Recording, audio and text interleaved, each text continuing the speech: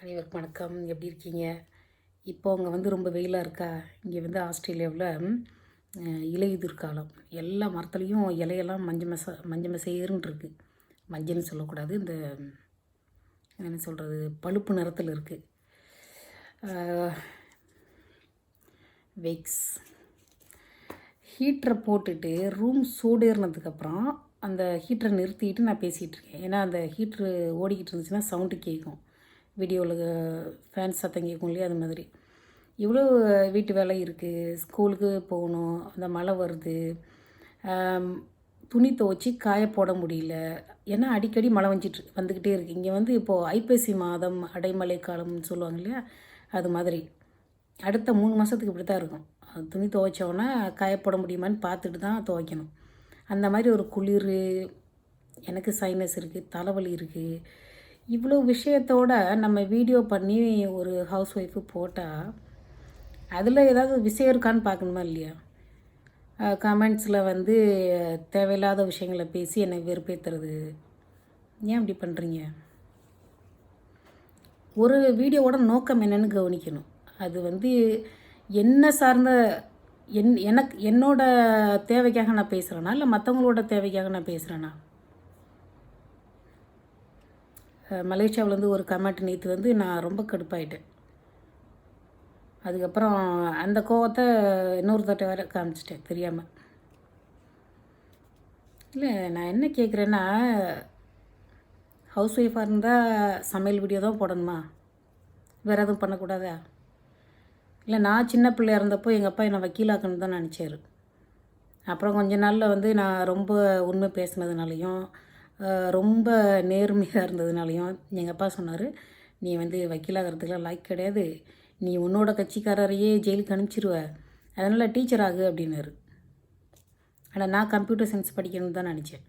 அப்புறம் ரொம்ப பிடிவாதம் பண்ணி டீச்சர் ட்ரைனிங் சீட்டு வாங்க போயிட்டு எனக்கு சீட்டு கிடைக்கவே இல்லை. அதாவது கவர்மெண்ட் ஸ்கூலில் மார்க் பத்தலை. அதாவது 1200க்கு 1000க்கு மேலே வாங்கணும், அப்போ தான் கவர்மெண்ட் ஸ்கூலில் சீட்டு கிடைக்கும். ப்ரைவேட் ஸ்கூல் போனோன்னா அங்கே மார்க்லாம் பார்க்க மாட்டாங்க, ஒன்லி பணம் தான். பணம் ஏற்பாடு பண்ணியதுக்கப்புறமும் சீட்டு கிடைக்கல. ஏன்னா அது ஓவர் காம்படிஷன் ஆகிடுச்சு. எங்கள் அப்பா 3 வருஷம் கஷ்டப்பட்டார், சீட்டு கிடைக்கவே இல்லை. அவ்வளோ கஷ்டப்பட்டு அப்புறம் என்னென்னமோ பண்ணி அங்கே இங்கே போய் அலைஞ்சி திரிஞ்சு, சரி நம்ம யூடியூப்பில் பேசலாம். என்னோடய நோக்கம் வந்து பேசணுங்கிறது தான். பேசுகிறதுல எனக்கு விருப்பம் இருக்குது. நமக்கு தெரிஞ்ச எதையாவது சொல்லணுன்ற எண்ணம் இருக்குது. அடுத்து வந்து என்னோடய சொந்த சம்பாத்தியத்தில் என் பிள்ளைங்களுக்கு ஒரு நாய்க்குட்டி வாங்கி தரணுன்ற ஒரு எண்ணம் இருக்குது. அதுக்காக நான் தொடர்ந்து வீடியோ பண்ணுறேன். இந்த ஒரு சிலர் வந்து கமெண்ட் எழுதுறதை பார்த்தா ஏன்டா யூடியூப்புக்கு வந்தோம்னு இருக்குது எனக்கு. ரொம்ப, அதாவது ஒரு வீடியோவுக்கு 2 சப்ஸ்கிரைபர் தான் வருது, 1 2. ஏன்னா நாம் வந்து பேசுகிறோம் இல்லையா. இப்போ நீங்கள் வந்து வேறு எதனா ட்ரோல் வீடியோஸ் நானும் ட்ரோல் வீடியோஸ்லாம் பார்க்குறேன். அந்த நீயான ட்ரோல் வீடியோஸ்லாம் பார்க்குறேன், நல்லா இருக்குது. ஆனால் அந்த ட்ரோல் வீடியோஸ் மாதிரியே எல்லாருமே வீடியோ பண்ணணுன்னா அது முடியாது. ஏன்னா எனக்கு அவ்வளோ கம்ப்யூட்டர் நாலேஜ் கிடையாது. நான் இப்போ பேசிகிட்டு இருக்கிறது ஃபோனில் தான். ஒரு ஒரு சாஃப்ட்வேர் வச்சுருந்தேன். அதில் பேசுகிறப்ப என்ன ஆகுனா, நம்ம இப்போ பேசிகிட்டு இருக்கப்போ இந்த சைடில் வந்து ஃபோட்டோலாம் வைக்கலாம். இப்போ அந்த சாஃப்ட்வேர் வேலை செய்ய மாட்டேங்குது, அது ஏதோ பிரச்சனை. அதனால் நான் ஃபோனில் மட்டுமே பேசி அப்படியே எந்த எடிட்டிங் இல்லாமல் எவ்வளோ பேசிக்கிட்டே இருக்கிறேனோ அதை அப்படியே பேசி நான் அப்லோட் பண்ணணும். இப்போ நான் இடையில பேசுகிறப்போ தப்பாயிடுச்சுன்னு வச்சுக்கோங்க, அந்த வீடியோவை சுத்தமாக நான் டெலீட் பண்ணிவிட்டு மறுபடியும் பேசுவேன்.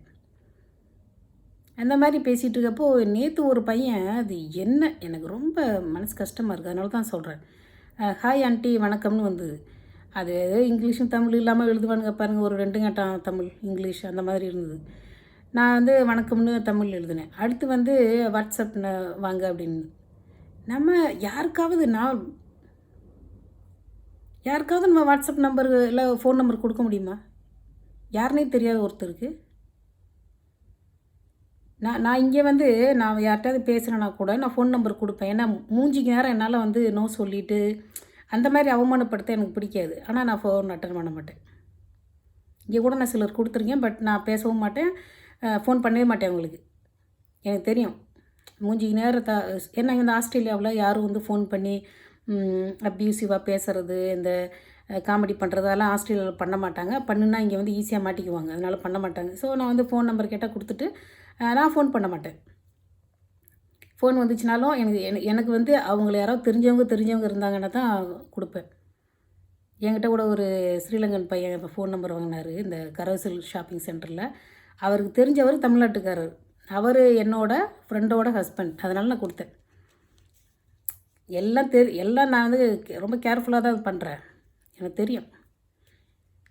ஒரு சிலருக்கு வந்து என்னால் முகத்துக்கு நேரம் நான் கொடுக்க மாட்டேன் அப்படின்னு எனக்கு சொல்லி அவமானப்படுத்த விரும்பலை. ஏன்னா நான் ஒருத்தர் ஒரே கொஞ்ச நேரத்துக்குள்ளேயே அவங்கள வந்து ஒரு குற்றவாளி மாதிரி ட்ரீட் பண்ண விரும்பலை. ஸோ நான் கொடுப்பேன்.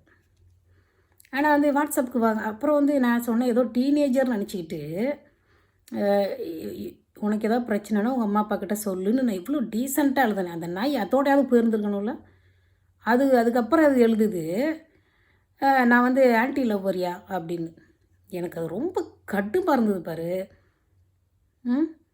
எங்கள் அம்மா அப்பாலாம் விவசாயிகள், நானும் விவசாயம் பண்ணியிருக்கேன். நாங்கள்லாம் எத்தனை ஆயிரம் காய்கறிகளை அந்த உற்பத்தி பண்ணி இந்த மனுஷங்களுக்கு கொடுத்துருப்போம். எங்களெல்லாம் பார்த்தேன் நான் அவ்வளோ முட்டாள் மாதிரி தெரியுதா? இல்லை யூடியூப்புக்கு வந்துட்டாலே ஒரு பெண் வந்து பொது பெண் மாதிரி ஆகிடுவாளா? இல்லை ஒரு பெண் வந்து சமையல் வீடியோ மட்டும்தான் போடணுமா? எங்கள் அப்பா ஆசைப்பட்ட மாதிரி நான் வக்கீலாக இருந்தால் இந்நேரம் நான் கோர்ட்டில் வேலை செஞ்சுக்கிட்டு இருந்திருப்பேன். ஹவுஸ் ஒய்ஃப்னா உங்களுக்கு அவளை இலக்கரமாக தெரியுதா? இல்லை நீ ஆன்டி லவராக இருந்தால் நான் உனக்கு ஒரே ஒரு அட்வைஸ் பண்ணுறேன் கேளு. தயவு செஞ்சு நீ கல்யாணம் பண்ணிக்காத. ஒரு ஆண் வந்து தன்னோட வயதுக்கேற்ற ஒரு பெண்ணை தான் கல்யாணம் பண்ணணும், காதலிக்கணும். அதுதான் நியாயமானது. 10-20 வயசு வித்தியாசத்துலலாம் கல்யாணம் பண்ணால் எனக்கு பிடிக்காது. அது அந்த மாதிரி கல்யாணத்தை நான் மதிக்கவே மாட்டேன். ஏன்னா இதெல்லாம் வந்து இலக்கியத்தில் பொருந்தாத திருமணம். நீ வந்து ஒரு ஆன்டி லவ்வர்னு சொல்லிக்கிற. இந்த தமிழ்நாட்டில் கூட சில பசங்க வீடியோவில் சொல்லுவாங்க நான் ஆன்டி லவ்வர் அப்படின்னு. தயவு செஞ்சு நான் சொல்கிறேன் கேளுங்க. ஆன்டி லவ்வர்னு நீங்கள் ஃபீல் பண்ணுறீங்கன்னா நீங்கள் கல்யாணம் பண்ணிக்காதீங்க. உங்களால் ஒரு பெண்ணை காதலிக்க முடியாது. ஒரு 20 வயசு ஒரு 25 வயசு பையன்னா ஒரு 22 வயசு பொண்ணை நீ காதலிக்க முடியாது. காதலிக்க முடியாத நீ கல்யாணம் பண்ணிக்கக்கூடாது. நீ ஒரு நல்ல கணவராக இல்லைன்னா நீ எப்படி நீ அப்பாவாக இருப்ப? அப்படியே உன்னோட வாழ்க்கை முழுக்க நீ அப்படியே யாரும் பின்னாடியே சுற்றிக்கிட்டே தான் இருக்க போகிற. நான் ஆன்டி லவர்னு. நீ வந்து அப்படி ஃபீல் பண்ணலாம். நான் அப்படியெல்லாம் நினைக்கல. எனக்கு தெரியும் இதுதான் சரி, இது தப்பு. உங்களுக்கு நீங்கள் எப்படி ஃபீல் பண்ணிங்க பாருங்கள். உங்களுக்கு மண்டையில் ஏதாவது குப்பைகள் இருந்ததுன்னா அதை உங்களுக்குள்ளே வச்சுக்கோங்க. அப்படியே அங்கங்கே தெளிச்சிக்கிட்டே போகாதீங்க. நான் அந்த வீடியோ அந்த கமெண்ட்டை டெலீட் பண்ணிட்டேன். இன்னொரு தடவை எனக்கு இந்த மாதிரி கமெண்ட்டில் எழுதாதீங்க. It's not my job. அதுக்குன்னு தனியாக சிலர் இருக்காங்க, அவங்கக்கிட்ட நீங்கள் போகணும். இல்லை இந்த விஜே ஸ்வேதா இந்த மாதிரி பேசுகிறவங்க வீடியோ போய் பாருங்கள். எனக்கு அதை பற்றி ஒன்றும் பிரச்சனை இல்லையே. நான் வந்து எனக்கு சப்ஸ்கிரைபரே இல்லைன்னா கூட நான் இதே மாதிரி தான் பேசிக்கிட்டு இருப்பேன்.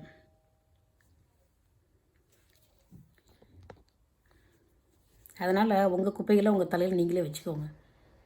இது எனக்கு தேவையில்லாது.